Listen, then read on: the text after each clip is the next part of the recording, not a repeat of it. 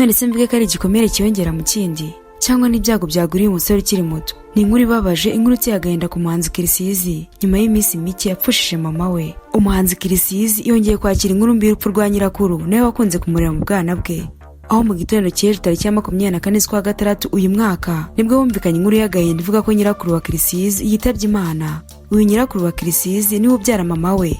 Ibi ni nyuma y'uko yaciye iminsi mike twumvise inkuru y'akababaro y'uko mama wa Kirisizi yitabye Imana hari tariki ya 3 Kamena uyu mwaka, ubwo nyina wa Kirisizi yitabye Imana azize indwara ya diabete. Ni inkuru zikomeje gutera agahinda kenshi no gushengura imitima y'abakunzi b'umuhanzi Kirisizi.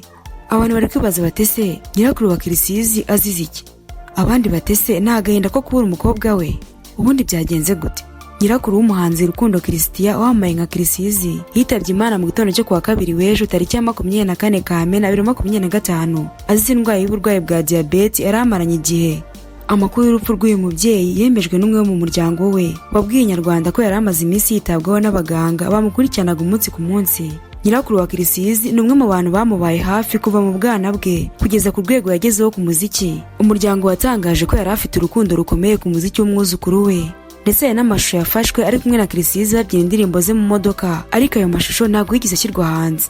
Uyu nyirakuru yakundwaga cyane na benshi bazaga kwa Kirisizi, dore ko ari nawe wamufashije mu kwiyubaka nyuma y'urupfu rwa nyina umubyara. Abari hafi y'uyu muryango bavuga ko igikomere cy'urupfu rw'umukobwa we nyina wa Kirisizi cyamugoye cyane kugikira, ari nicyo cyarushijeho kumusonga mu minsi ya nyuma. Urupfu rwe rubaye nyuma y'iminsi 11 gusa nyina wa Kirisizi nawe atabarutse kwa 13 Kamena 2025. Ni inkuru ikomeje gushengura umuryango wa Kirisizi, inshuti ze, abakunzi be ba muzika nyarwanda muri rusange. Ibikorwa byo gusezera kuri nyirakuru wa Kirisizi no kumushyingura birategurwa n'umuryango we, bikaba bizatangazwa mu minsi iri imbere. Ariko se mu by'ukuri ubundi uyu muhanzi Kirisizi ni muntu ki? Yarabanye gute na mama we ndetse na nyirakuru? Niba utarakora subscribe reka ngusabe guyikore, kandi niba wamaze kuyikora ndagushimiye cyane. Njye wumva nitwa Joe12, nguhaye ikaze. Uramutse kuri ubukoze urutonde rw'abahanzi bagezweho kandi bakunzwe cyane mu Rwanda, urangiza ntushyiremo izina ry'uyu musore umaze kuba ikimenya bose, akagira umwihariko mu kwitunganyiriza amashusho y'indirimbo ze, benshi ntimwabyumva kimwe ndetse bamwe banagutera amabuye. Ni umusore umaze imyaka igera kuri 5 ari kurya hiti kuva muri 2020 kugeza ku munsi wa none. Kumvikana kwe byatangiriye ku ndirimbo yahereyeho yise Faster, kuva ubwo ahita afatiraho akora hiti kugeza ubwo ku itariki ya 23 z'ukwezi kwa gatanu umwaka wa 2022 yashyiraga hanze indirimbo ye yabaye hiti mu gihugu cyose, igafata umwanya munini mu bitekerezo bya benshi. Indirimbo yise Nana. Indirimbo yarakunzwe bikomeye ndetse yasize yandikishije Kirisizi mu ruhando rw'abahanzi bakomeye mu gihugu, kuko uretse kuba yarabaye hiti yanamwicaje ku meza amwe n'ibihangange nka Meddy, The Ben, Bruce Melody, Social n'abandi bafite indirimbo zarengeje miliyoni 5 z'abazirebye kuri YouTube. Inana kandi yasize imuhesha ibihembo bikomeye nka Kisama Award nk'indirimbo ya Sama, ndetse nawe umuhanzi w'umwaka ukizamuka. Kuva ubwo rero kugeza n'uyu munsi ni umuhanzi ukomeye cyane kandi ukunzwe. Ibyo bigahamishwa nuko nta gitaramo gikomeye mu gihugu adatumirwamo utibagiye n'ibyo mu mahanga. Ariko si mu by'ukuri uyu muhanzi watangiye ari umudirector w'indirimbo z'abandi bahanzi, ari n'umuraperi w'umuhanga, ariko nyuma agahindura umuvuno akinjira muri Afrobeat. Ni muntu ki? Ubuzima bwe kuva avutse kugeza uyu munsi wa none ni ubuhe? Reka twinjiye muri The Inside y'uyu munsi. Ikaze tuganire kuri uyu musani. Ubundi nubishima urakora subscribe kugira ngo tuzongera gucika n'ibiganiro byiza tubategura umunsi ku munsi. Njye wumva nitwa Joe12, nguhaye ikaze. Impano ya Nsengiyumva Rukundo Christian umaze kwamamara nka Kirisizi ikomeje gutangarirwa cyane kubera ubuhanga bwihariye yihuza nabwo, byagera ku ijwi abiganjemo abakobwa imitima igasimbagurika. Hari n'abandi batacyumva indirimbo z'abandi bahanzi kuko baba bumva ari nko kumuca inyuma. Umwihariko w'indirimbo ze zirakundwa kuva ku mwana muto w'igitambambuga kugeza ku mukecuru mukuru cyangwa se umusaza ufite imvi zabaye uruyenzi. Umuziki wa Kirisizi umaze gufata indi ntera kuko warenze imbibi z'u Rwanda ku buryo bimwe mu bihugu bihana imbibi n'u Rwanda yamaze kwashinga ibirindiro, ndetse asigaye yitabazwa na bamwe mu bahanzi bashaka gukora hiti zifite icyanga. Nko kuri YouTube mu bitekerezo biri ku ndirimbo yise Edeni, hari umunya-Uganda wagaragaje ko amaze igihe kinini yaramwihebeye. Ati, ndi umunya-Uganda ariko uyu niwe muhanzi mwe rukumbi ukunze kugaragara ku rutonde rw'indirimbo numva kuva ku Nana, Amashu, Basi Soli, Sekoma n'izindi. Uyu ni umuhanzi w'umuhanga, yaba mu miririmbire wumva ijwi ry'ukanyurwa, yabihuza n'umudiyo n'ijwi ry'indirimbo ndetse n'isura yikurura benshi mu b'igitsina gore, agahuka kaba gahuye n'umunyotsi. mu ndirimbo nye amaze gushyira hanze amaze kwerekana ko ari umwe mu bahanzi ngenderwaho muri iki gihe mu Rwanda. Yakunzwe mu ndirimbo zirimo Fast, amashimwe yakoranye na Fireman, Edeni, bigeze ku yo yise Inana bwo bibindi bindi. Yakoze kandi yitwa Basi Soli yakoranye na Pasi Kizito, iyiswe Rara yahuriyemo n'umurundi Kiriku, Jugumira n'iyitwa Sekoma. Nawe ushobora kuba uri kumva muri aka kanya cyangwa se umaze kuyumva. Chris Easy nibyo koko ni umuraperi waje guhindura umuvuno. Yatangiye urugendo rw'ubuhanzi ari umuraperi. Yagiye agerageza amahirwe mu marushanwa atandukanye ndetse akajya ahirwa cyane nko muri 2016 yegukanye irushanwa rya Talent Zone ryategurwaga na Royal FM ndetse n'anagiye atandukanye, aho bakoranaga mu itsinda ryakoze indirimbo zigiye zitandukanye zirimo iyitwa Uzi Kusetsa, Ese Urabizi n'izindi zitandukanye. Yatangiye kuririmba mu njyana ya Afrobeat muri 2021 ubwo yatangira gukorana na sosiyete ya Giti Business Group ikora ibikorwa byo gufasha abahanzi gusobanura filimi n'ibindi. Yabwiye igihe ko kuririmba ari ibintu yatekerezaga kuva kera ariko akaza kubishyira mu bikorwa ubwo yahuraga na Junior Giti ukuriye Giti Business Group mufasha mu bikorwa bya muzika. Ati kuva kera numvaga nshaka gukora umuziki kurusha uko nakora injyana imwe, gusa igihe cyo kubishyira mu bikorwa cyari kitaragera kuko no kurapa nabyo nzajya mbikora. Nahuye na Junior Giti ama igitekerezo, tugihura banteye imbaraga zo kubikora mpita nangira.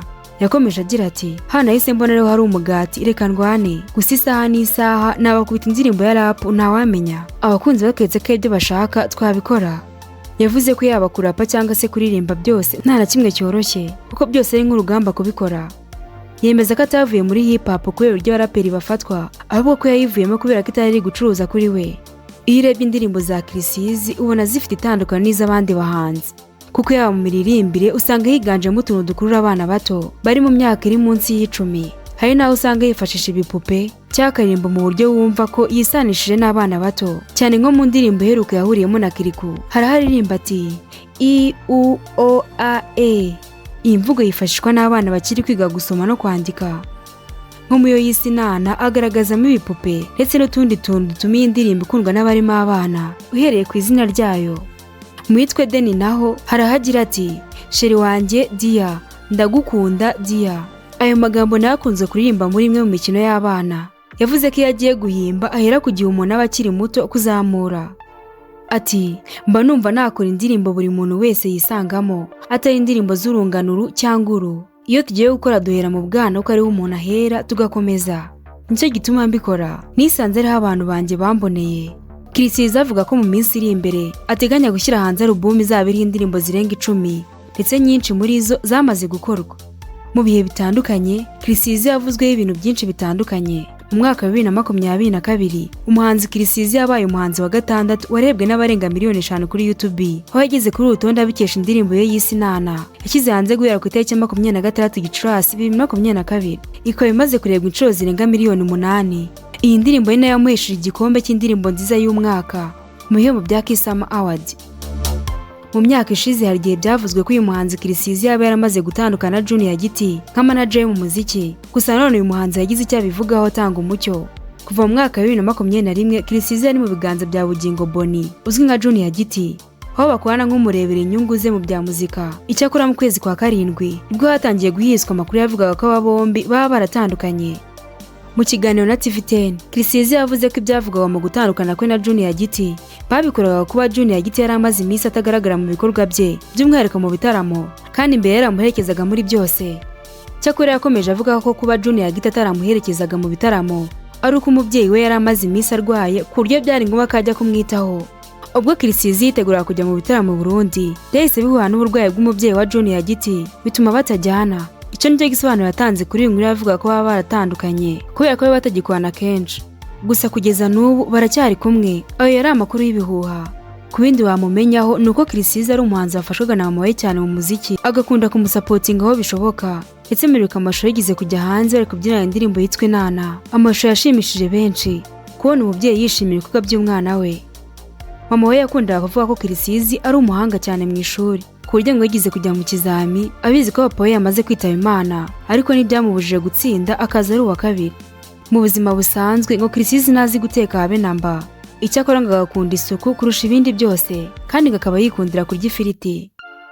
Ngayo nguko rero ngo ibyo bimwe mu byaranze ubuzima bwa Nsengiyumva Rukundo Christian benshi mwakunze nka Chris Easy mu ndirimbo zitandukanye. intanso rero ikiganiro cy'uyu munsi, gusa dukomeza kwihanganisha Kirisizi wagize ibyago. Wakoze cyane kubana natwe, naho ubutaha Imana ibarinde.